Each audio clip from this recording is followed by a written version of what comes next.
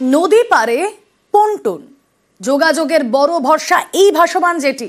আর এর জেরে দ্বীপগ্রাম নয়াচরে পর্যটনের সম্ভাবনা বাড়বে বলেই আশা করা যায়।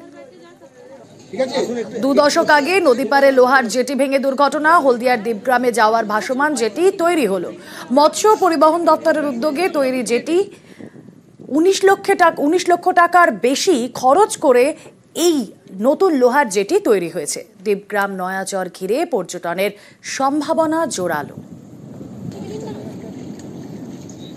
ভাসমান জেটি কতটা সুবিধা হয়েছে? অনেক সুবিধা আছে। এখানে লোকজন কাদায় কত রাস্তা হেঁটে আসতো, মাছ ফাছ ঝড়ি নিয়ে যেতে কত কষ্ট হতো, তার জন্য এখন অনেক সুবিধা যাচ্ছে যাতায়াতের। মানুষের এখানে নয়াচরে যে লোকজন যাতায়াত করে তাদের মাছের ঝড়ি ফুড়ি নিয়ে কাদায় আসতে কি কষ্ট হতো, এখন অনেকটা। নয়াচরে নতুন ভাসমান জেটি হয়েছে। এতদিন পর্যটনের ক্ষেত্রে নানাই সমস্যা ছিল, এখন পর্যটকদের যাতায়াতের ক্ষেত্রে অনেকটাই সুবিধে হলো।